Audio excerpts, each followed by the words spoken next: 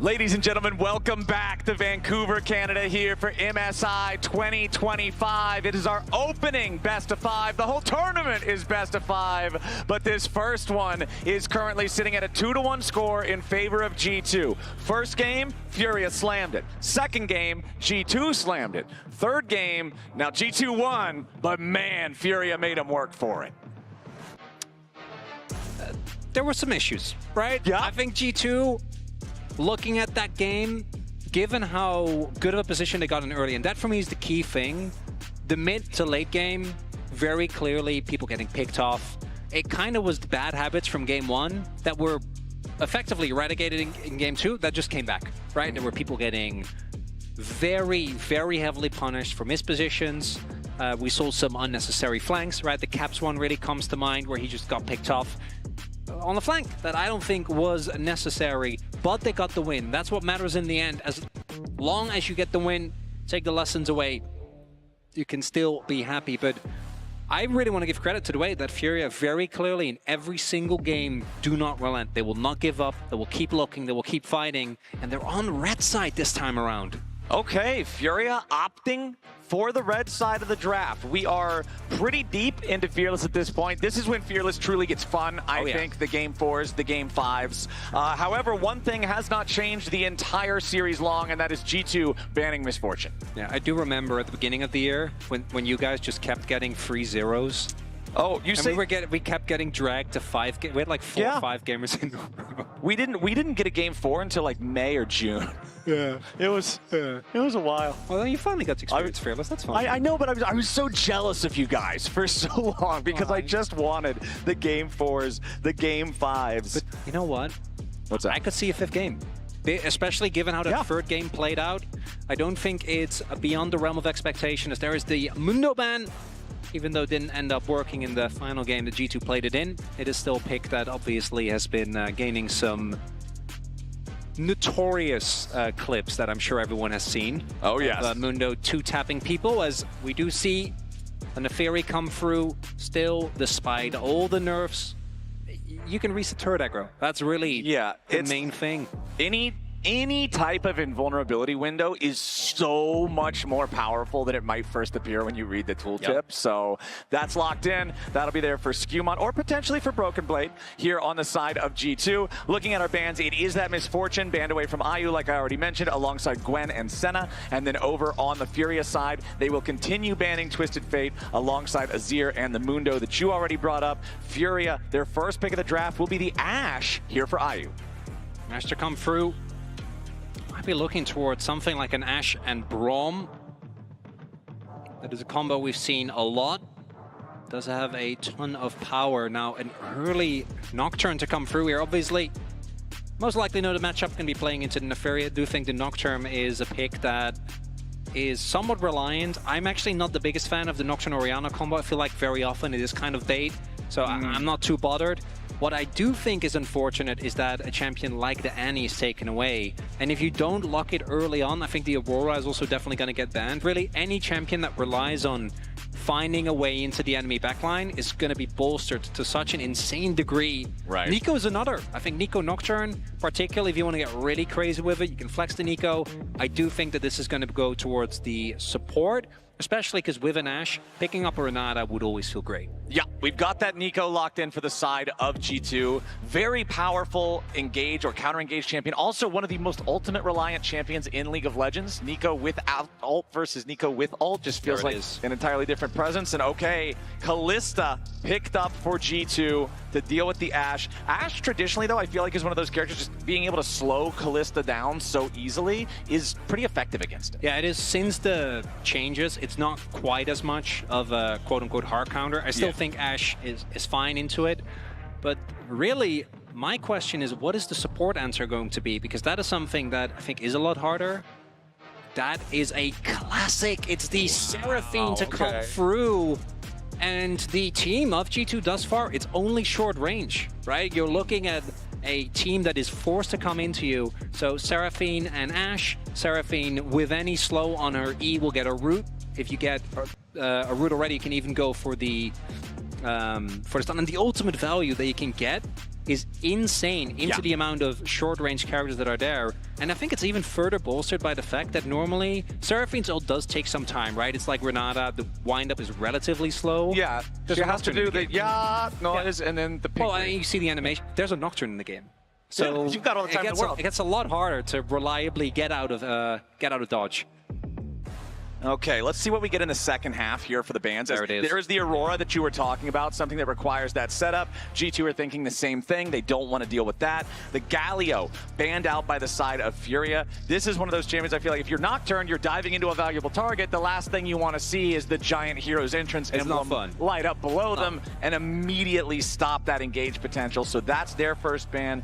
I wonder if they're going to continue to target those counter engage types. Cassiopeia, another champion that is excellent against short-range opponents. Are they looking towards like an R4 Scion here? It's kind of what I'm wondering about, because there is, and I think it's unlikely, because I think Kalista and Nico is such a strong duo, because you can also throw the Nico into the enemy team, right? And Nico has a lot more playmaking space because of the Fate's Call. But there is still the potential for it to be flexed. We have just seen it recently, but there used to be a time where you could legitimately also play it mid and jungle. As the Silas also gets taken away. No, that's not what we'll be seeing. We're just going to play Akali. All right, we've got the Akali locked in here.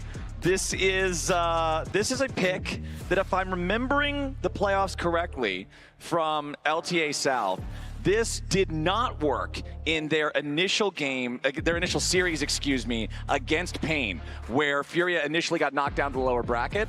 But then they're confident enough to slam it again in the final, and it does work.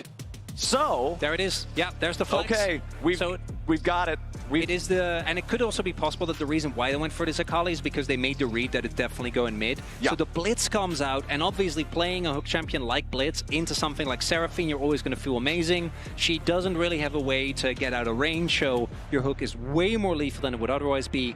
As the Renekton comes through, Gragas is one that you could go towards. I do think we're getting deeper into Fearless. Sign is fine, but I do think that this is one of the matchups where Renekton can both easily get out of the way, he shreds your armor, and he has a way to get through your shield with the Empower W.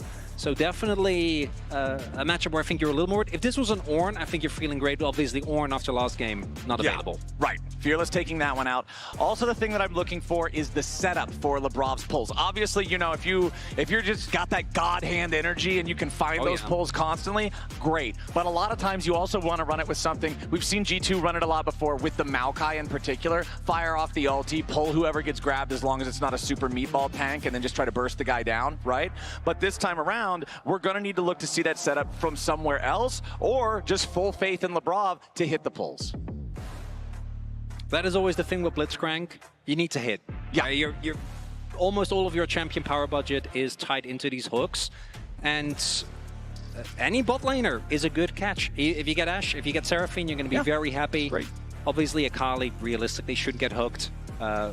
Nocturne has a spell shield, and then if Sion gets hooked, Whatever. It's it's probably not good for you. You really want to target those two bot laners, though. Yeah. Okay, so if you are FURIA, since they are the squad that needs to win here to stay alive in this series, what is the game plan? For certainly, try and make sure that early on nothing happens, right? You want Nocturne to get to 6. With the Wukong, I saw some pre-6. Don't do it. Okay. No Resist pre-6. the urge. No pre-6 Nocturne ganks. Everyone just play a stable lane. I don't think there's that much kill threat on the enemy team pre-6, so just play it slow. Keep it cool. All right, well, right now we can see everybody grouped up together. When there's Blitzcrank in the game, the chance of level 1 shenanigans spikes very high. And FURIA does not want to partake in such activity. So instead, it's going to be the 5-man invade here into the bottom side Triburst, but they're walking over a ward. G2 knows that FURIA is here. They're going to drop a ward there, and when FURIA doesn't come up that way, okay, now they'll walk through. G2 knows where they're at, but it doesn't look like they want anything to do with it. G2's happy to just be like, no level 1s, play it standard, play it safe. And FURIA, they'll get the vision down there with the red buff, but that's it. And I think if you're G2, it's pretty obvious there's a ward here since you placed that ward down on the back end of the red buff, and then it took an extra second or two for all of FURIA to show up. You know they stepped off into that side brush, likely to drop the ward, and so they'll sweep that one away for free on the G2 side. You know what that does mean? It allows Jojo and IU to gain control of this brush level 1. And additionally, there is no way for Labrov to clear a ward, right? So if they get vision here, it's quite obvious there is the hook. Yeah. But I don't think you win that trade. That's the problem. Like, just the hook is not enough, and that's the level 1 that you're looking for. Yeah, the 2 range champions versus a guy who is a hook and that's it. Sure, you can hit the hook. Here's our shields. Here's our extra damage. Here's Seraphine's high notes. Here's all of the damage from the Ashe. And that's immediately a level 1 recall from Hans Sama. This is not an Ezreal or an AD carry that runs a teleport. Hans is just going to have to walk it all the way back to the bottom lane now as IU and Jojo push the wave. And Hans, for me, has been the standout of the day. I think he's been very solid in every game. I mean, it's definitely the bot lane's fault, but in this case, right, what can he do? Once the hook comes through, you do have to commit. I think the call there should have just been let them hold off. Unless you have support, I just don't think you win that. Even if you do hit the hook, as we saw, shielding comes through, and the early Ashe damage with that lethal tempo is just a really big deal. And it's not going to be enough to just get this lead, right? I think we do need to see Jojo and I keep playing out this lane cleanly, because the big thing is, like, yes, you get control of the lane, but Tatu, is he fine? I think he's fine. Yeah, he's fine. I think he's fine. Yeah. But he is not just only farming pre-6. Broken Blade with the control, with the shove up here in the top lane. Tatu just wants to scrap. PvP at level 3 for this Nocturne. Broken Blade jumping back in after Gigo here. Gigo gets his shield immediately popped by the Ruthless Predator. There are some things transpiring here that I don't quite understand. Yeah. I'm pretty sure Broken Blade took like at least a turret shot for the lane to get to this state. And then if there is a champion where just full clearing is very acceptable, I do think it's Nocturne. Yeah, like, I would agree. So, even more so than with the Wukong, I'd argue you're so gated. Although I guess if you do find, you know, there are some matchups where, as a Nocturne, you're actually a really strong duelist because of your fear, as well as the extra AD you get when you stand on your Q. Yeah. But it's Neferi, you're not going to be able to. Ooh, nice pull there from Labrov. But the counterattack, it's still FURIA's duo who comes out on top in terms of the status of the health bars. I feel like unless Labrov is hitting one of these pulls, dragging somebody underneath the turret where they can't fire back on FURIA's side, FURIA is just outgunning them after the fact. Tatu stepping up here. Skewmon wanting to steal away some chickens. He does go back in to get that, but the Fear Tether still finds its mark. As Tatu's ready to flash follow on the Shadow Path. Skewmon tries to get away. A little bit more damage will do it, but no! Caps with a nice double binding through the Tangle Barbs. This early game, Chronicler, is madness. Yet no one has died. Well, hold on now. Remember, the top lane has been the location of first blood in all 3 games thus far, and Broken Blade does not want that to be the case right now. It's a fist fight. Yeah, it's just it's a back alley brawl. I'm wondering.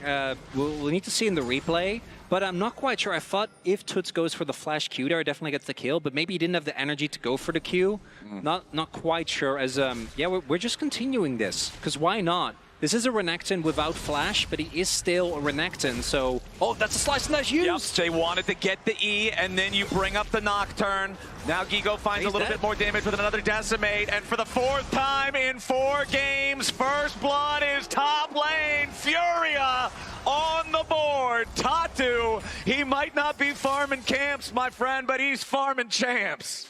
That's fine, he's level 4, who cares? Yeah, he's getting the kills, okay? He's got it. Getting summoners.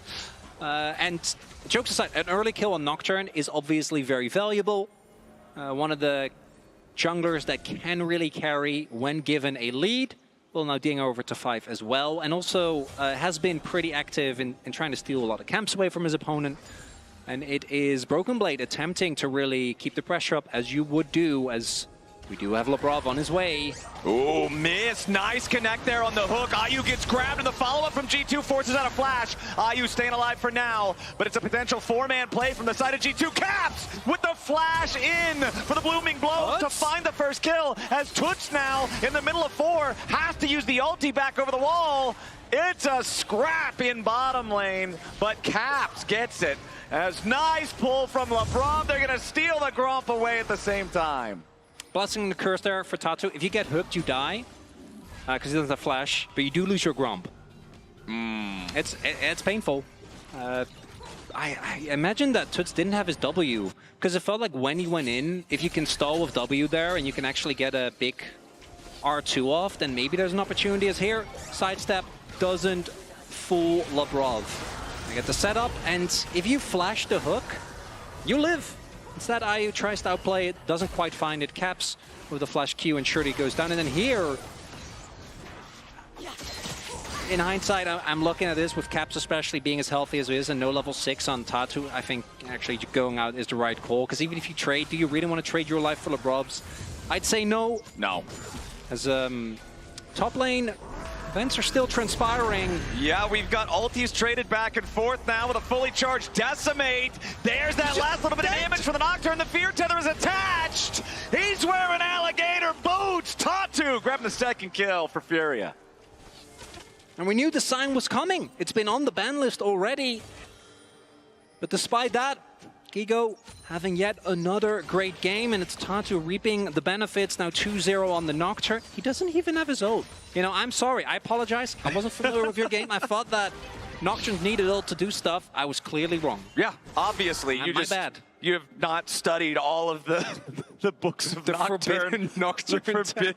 The Nocturnomicon eludes you, my friend. It does also illustrate what's so fun, and has been so fun in this series about Furia. It's just, they don't give up. They're just going to go. He's going to send it. Doesn't matter what champion, doesn't matter where. And in some cases, they probably shouldn't. You know, Ayu in the last game probably could have done without a few of the E in calling combos into Ornn and Nocturne. But also, that's why the game got kind of messy. They're going to draft what they think they can win the game with, and then they're going to play that draft the way they think it wins. And sometimes that's Nocturne ganking at level 3, ganking at level 5, setting up this Scion to be able to punish the Renekton. Broken Blade has been looking shaky this series, right? Game number 1, very rough on the Warwick, bounces back in game number 2, has a good performance on the Jax. Game number 3, his Ornn ends up very tanky, but even if we go back and look at the team fights, there were a lot of suboptimal plays, ults that weren't connecting where they should, and we've seen Broken Blade's highs be very high in the past. And so in this series, looking at him and saying, hey, I don't think he's on top of his game. If we play around that, that could be an opportunity, especially when you've got a guy like Gigo who's not afraid to throw down. I love this strategy from Furia. And Scion is also one of those champions where if he gets out of control early, it can get really bad, right? Yeah. Like he can actually be a menace that becomes nigh unkillable come mid-game. I also think that when you look at the champions that are available, like Kalista's all right, obviously, but does have to put herself in harm's way. But you're not looking at a control mage in mid lane that actually shreds through him quickly. Or in game number 1, right, we had the Kai'Sa. Yeah. These type of champions can actually get through a Scion with not too many worries, as it looks like. Hopefully we should be going back into game soon, as 2-0 already on the Nocturne. That's pretty scary stuff. The big thing I'm still looking at, though, because we talked about it previously with champions that have semi-global or global ultimates, the first cast of the ulti is always so huge. The cooldown is terribly long. If you waste the Nocturne Paranoia, if you don't get value out of it, it feels really bad, and you'll feel like you kind of lost out all of that extra momentum that you've built yourself before. So, now that he's level 6, let's see where that Paranoia lands. Yeah, I was about to say, like, you know, he has a ultimate hunter stat, but he doesn't have domination, so he doesn't. Right, yeah, it's, I wish I could remember the name. I always just call them the colors. Yellow, blue, light blue, green. Oh, immediately going in for the Paranoia here after Caps. Finds the Fear, but it's only... See, this is the kind of ulti that I was afraid of. This is the kind of one that you really don't want to see. Beautiful pull from LeBron into the Wombo combo with Ansama's ulti. JoJo's in a little bit of danger. He finally dies, but Toots is hopping in there to make it a 1-for-1. while. Tatu! Caps about to die to Tatu off to the side at the same time. Skewmon won't get a kill. Holy cow, G2 just lost 4, and Furia sent him straight to the Shadow Realm. Oh, baby, what a fight! 1k gold lead now. Grub's about to come through. And, yeah, Jojo dies. Yeah, Okay. Wait, did he even... he did die, I'm pretty sure. Yeah, he did die. Who cares? Yeah. You got 2 kills. They when killed support Seraphine. That's it. Okay, Caps teleporting deep to try to get one back onto Toots, who immediately goes inside the smoke. Shuriken Flip does not find a target there. Honestly, Chronicler, I know that he's at 400 HP, but I think if that Shuriken hits, there is a non-zero chance that he flips. Oh, yeah. I mean, yeah, he is sitting on a lot of gold. There is the Rocket Belt now. Now he's sitting on a Rocket Belt, yeah. The counterpunch from G2, it looks like, is going to just be this Dragon. Don't think they will really be in a position because Tatu does still need to get a base in, and also, again, they got the grubs. But an early Ocean Drake does mean that the Dragon's soul will probably be high value. Opportunity here for G2 to not fill it with this early skirmish, as they, again, find the Seraphine, go for the immediate combo, and like the CC is nice, but Ayu is there to slow down the play. And this is all you want as a Kali, unlike you have your Hextech Alternator, you have your ultimate available. And this fight position, given that Caps will just not be able to join, even if Tadu isn't waiting there. Like, he was already 40% HP because of the Nocturnal. The comparison of the reactions, the frustration on the face of G2, the excitement on the faces of Furia, and the fans. If you've never seen the cams of the Brazilian fans cheering on their teams, you're missing out, man. It's one of the most passionate fan bases in League of Legends, and they couldn't be happier seeing how Furia is starting off the first 10 minutes of this game. They are up just shy of 1,000 gold, but G2 does have the first Drake for themselves. Grubs ended up getting split 2-1, so I do believe this is the first game we don't have a full 3-0 Grub take for either side, but Furia will still get credit towards the Empowered Shoes for that. And this is also the first game where Furia claims the feats of warfare, as now Scion ulti from Gigo to set it up for Tatu yet again. The Cold to Meek for the heal isn't enough, and Tatu's on a rampage. That is 3 kills on the Renekton for the Nocturne. And maybe a dive imminent here, but there's no wave. Jojo needs to be careful so he doesn't get hooked as Labrov. Labrov wants it. Jojo with a flash that time. And immediately hits him with the emote too. And Tut's going to use this opportunity to ensure that there's not a follow-up dive here by clearing out the wave. Yep. As soon as he can. Finds the final minion as well. That is a nice summer now being gone. G2 does still have the opportunity with Blitzcrank to kind of create these situations, not unlike the Poppy, even though we didn't actually end up seeing that play out, where you can always turn any game situation unfair. But I think it's very telling that Furia is just doing so well in these early game skirmishes. And the big difference for me is that, look at this, this is still a good front-to-back comp. There is obviously the risk of Tatu and Tuts going way too deep. Rest of the team can't follow up. But if that doesn't happen, nice route there.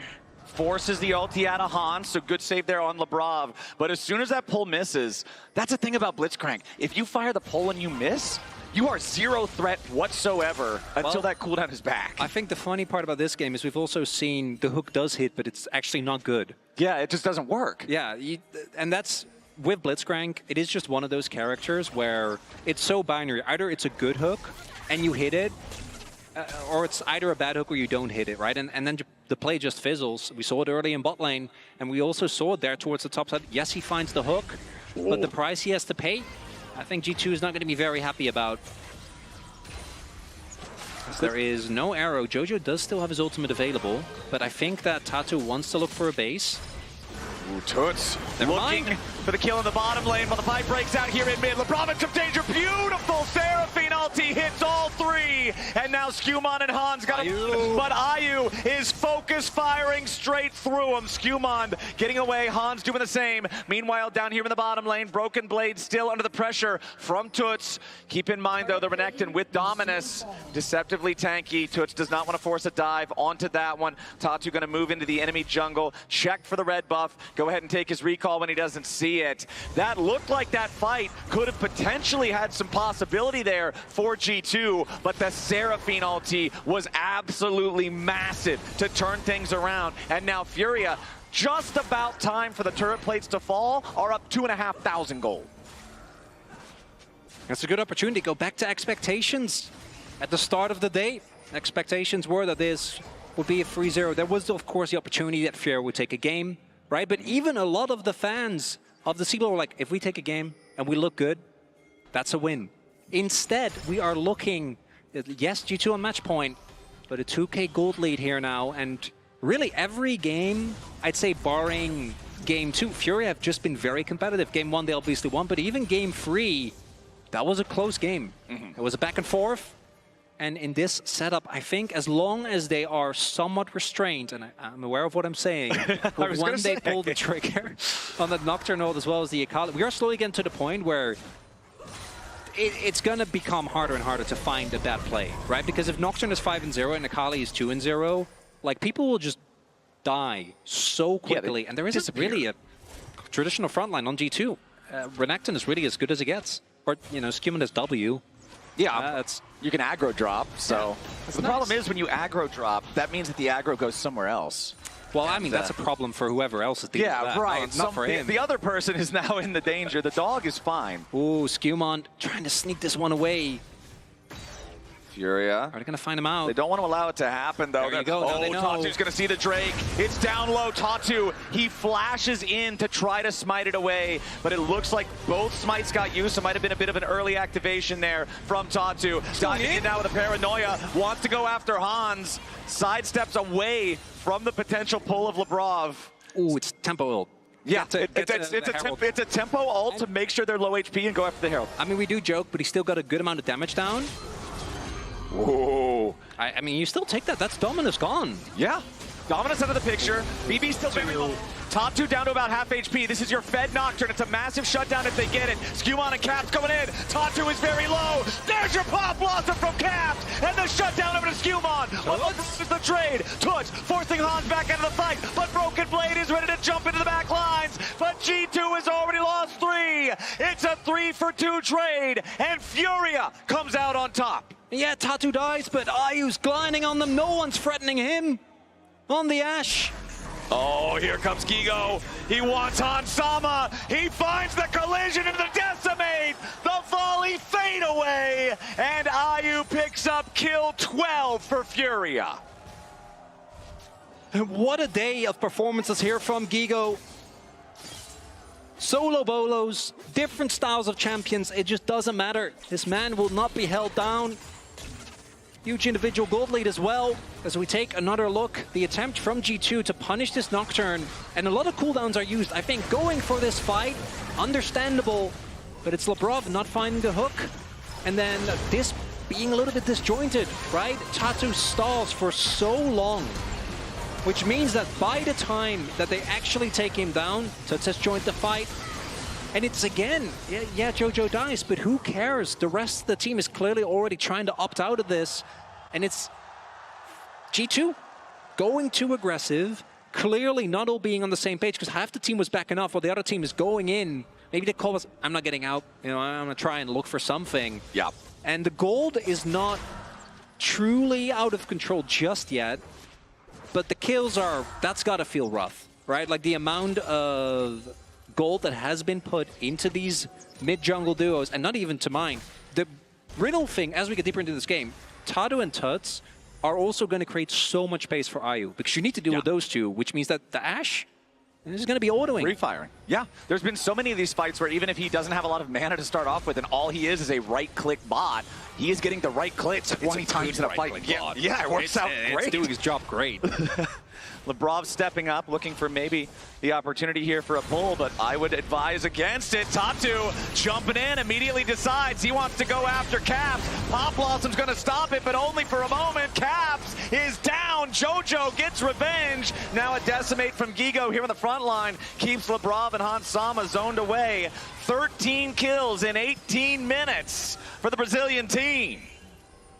The gold lead keeps growing. Mid lane turret is going to fall. Herald soon as well. And with how this game has been playing out thus far, are we really gonna? Is gonna happen?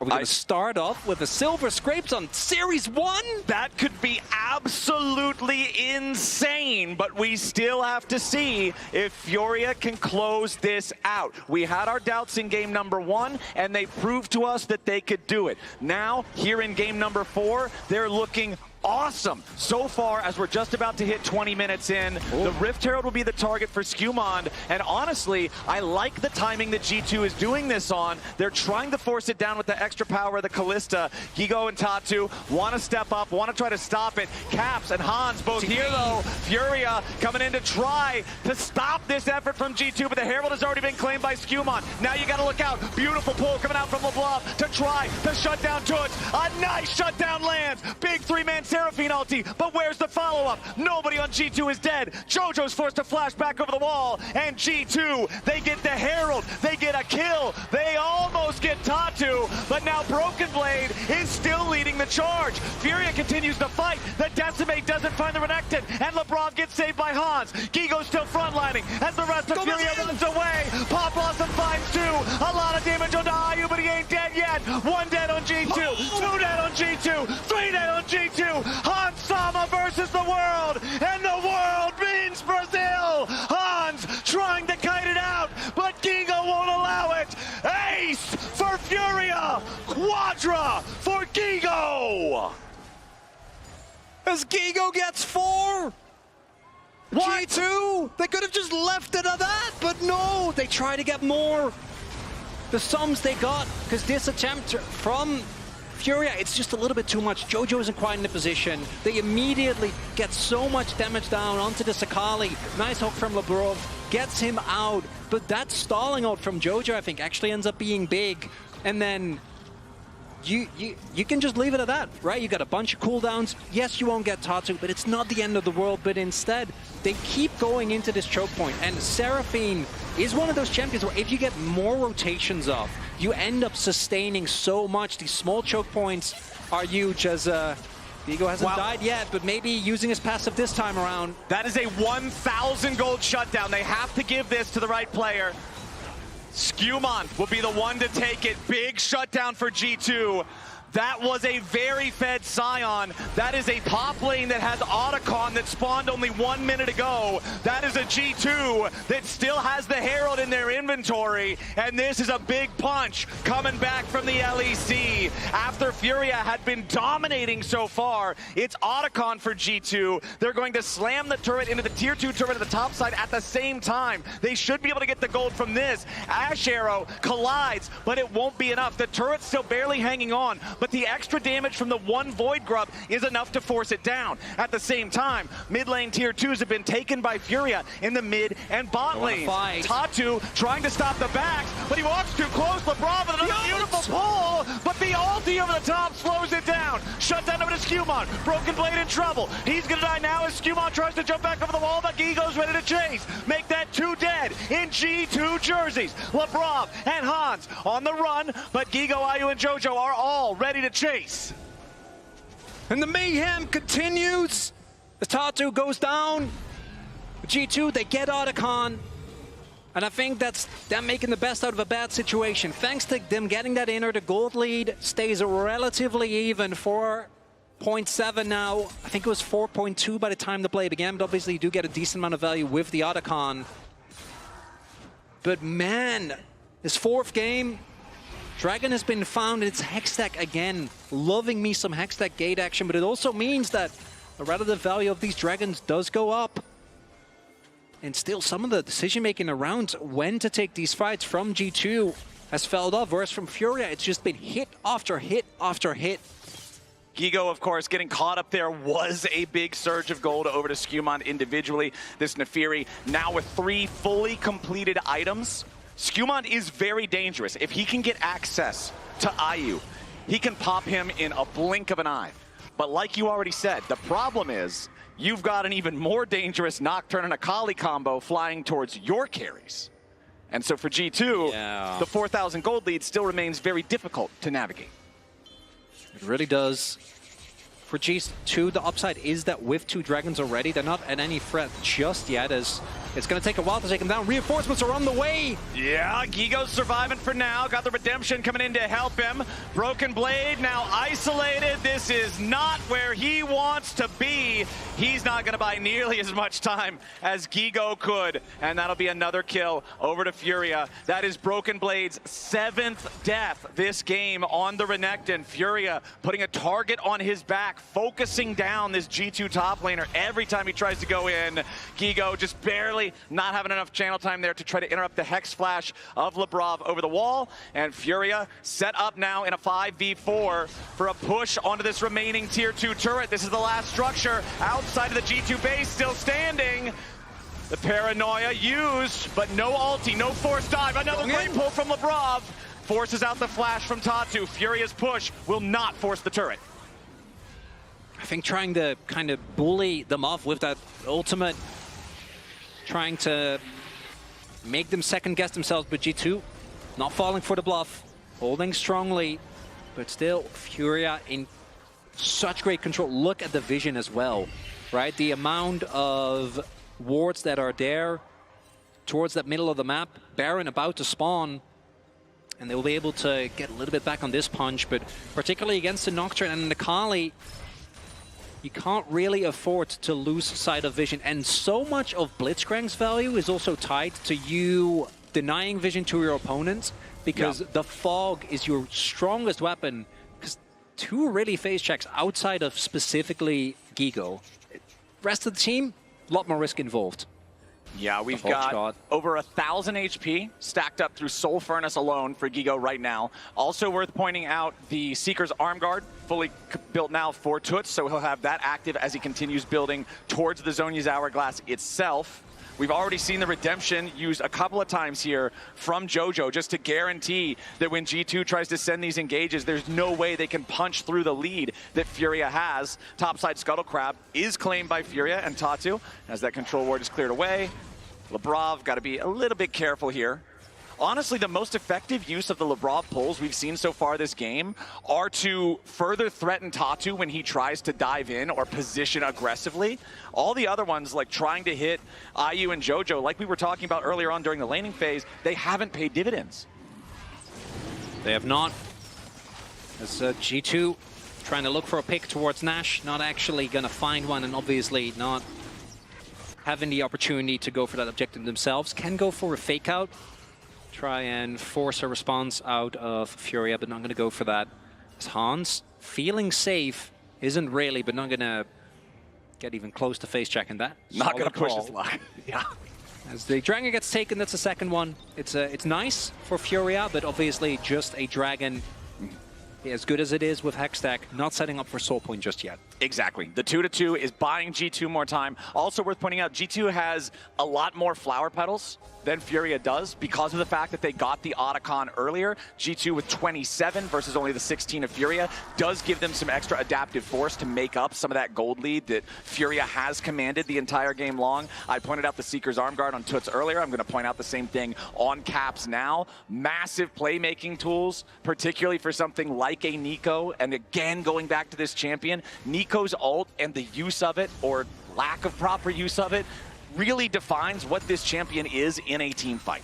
It's also the reason why Nico Kalista is so crazy is because the offensive value of the ult becomes completely ridiculous, right? Because you can throw in if you have the timing right, there's very little counterplay available as Lebrov. Lebrov stunned up, saved now though by Hansama. Gigo looking to cut off the further escape route. Nice pull in from Lebrov, but a nice Seraphine ulti over the top guarantees the kill. And now that's one dead on the G2 side. Caps goes for the Pop Blossom, but a nice use of the stasis keeps Toots alive. Caps getting away now as IU goes on a rampage, and the game goes into a sepia tone. The pause at the end of an explosive fight, man. Tension can be cut with a knife. I say that as FURIA is just, hello. They're vibing, man. They're having the time of their lives. I love it. Understandably, there is really no pressure on them, right? This is the team that, again, 15 to 85. And sometimes you see those fan votes and we go, guys, come on. Now, we all know, right? Yeah. Like some fan bases will be bigger than others, but this one felt warranted. And that play right there, it's just another example of that Seraphine pick paying off so well. It makes zone control so much harder because any play in a choke point can just backfire in just seconds. And even though that engage wasn't even the cleanest, right? We saw Gigo come in and kind of miss with the ultimate.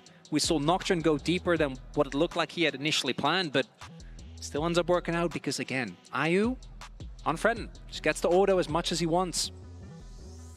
This is a very scary look for FURIA. They are actually playing so smooth right now, making sure that they're playing around what they think is going to win them the game, right? I was talking to ThinkCard yesterday, asking about the team, asking him a couple of questions about what he expected, what to expect of them, and I said, who should I look at if I'm looking for a big pop-off play, if I should look for like a big moment? And he told me that Tatu and Gigo are the ones who are going to find the fight angles and they are going to find the pop-offs. And if you're looking for just turbo carrying a team fight, IU's the guy to look like. And I feel like, IU's the guy to look at, excuse me. And I feel like this game is showing us a lot of that. Tatu and Gigo have been finding these moments. Unfortunately for Broken Blade, a lot of them have been at his expense. But then every time we're also seeing these fights, IU is constantly pumping out damage. Again, even if it's a fight that breaks out where he's not the main character, he's always maximizing his DPS. And FURIA has just been a lot of fun to watch today.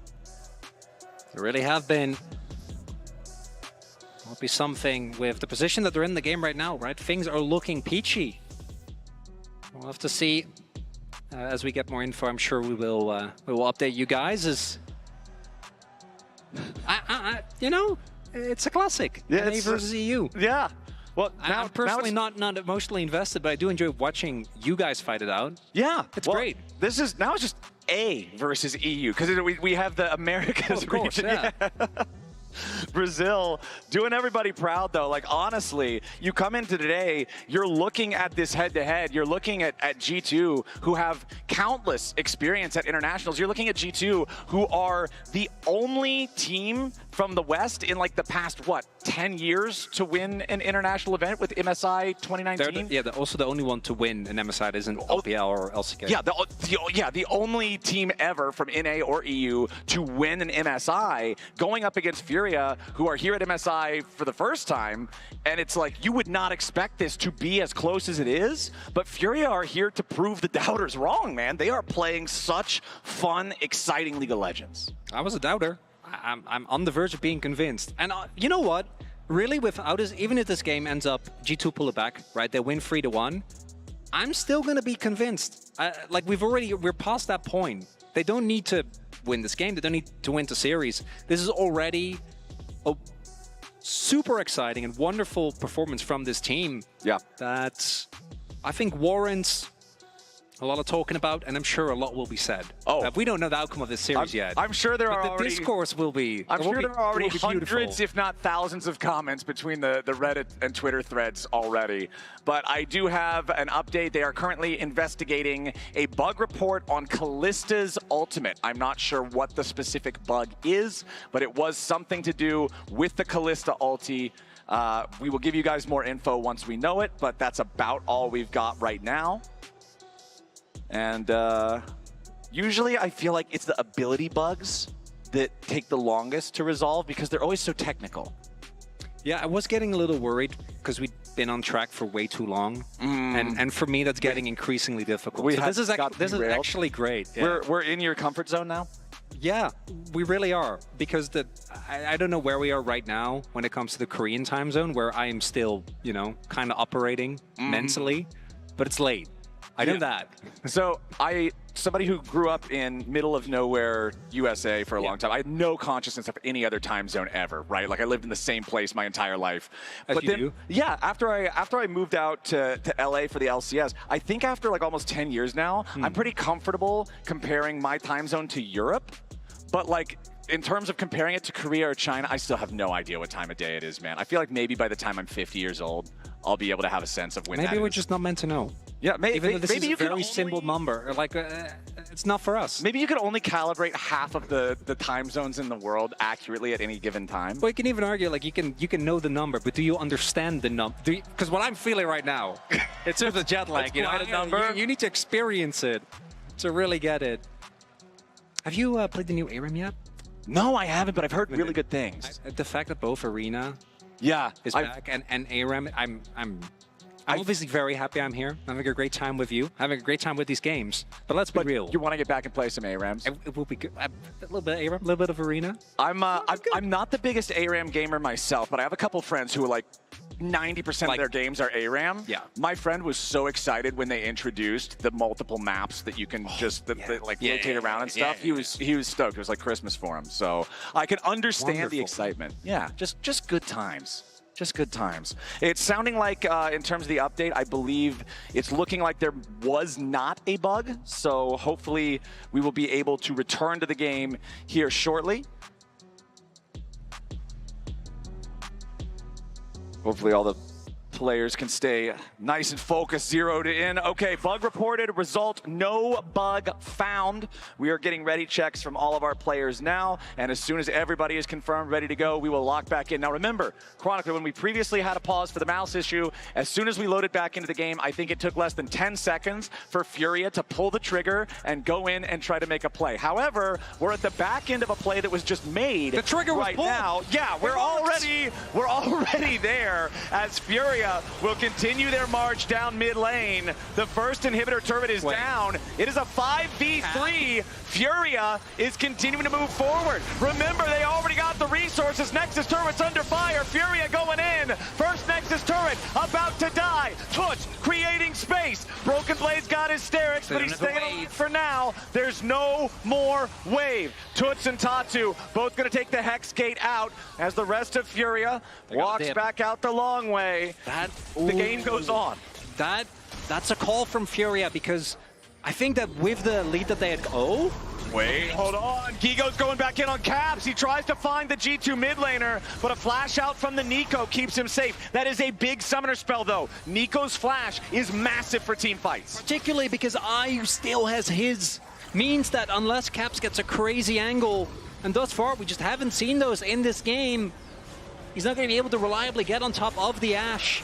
But what I was saying, so they get the mid lane inhibitor, but they could have also used the previous play to guaranteed setup. Instead, they are hungry. They want to push for the win, but because there's no Baroned up minions and there were still enough members of G2, the wave gets cleared relatively easily. Now, they still have a good setup as... Oh my god, he goes in! Oh yeah, Toots is already jumping in. Oh, the Shuriken flip immediately into the R2, Toots stoning everybody else away. Meanwhile, Tatu jumping after Skumon. He knows if they kill the Nefiri there, the Baron is free, but they don't get the kill. They will force out the flash from Skumon's Nefiri, and now FURIA, they turn right back onto the Baron. Now, Toots has no ulti here on the Akali. Keep that in mind. Broken Blade taking a turret down there in the bottom lane at the same time. He's got a TP if he needs to join up. Here comes BB's TP right now as FURIA is trying to put themselves in position. Labrov already missed the pull. Now you got Toots making space yet again. Going gold, buying time. Caps goes in. Massive pop blossom. Zero follow-up. Toots stays alive. Jojo with a Seraphine again. The team fight battery as Labrov will die to the fear tether and FURIA is marching down mid. It's happening, Flowers!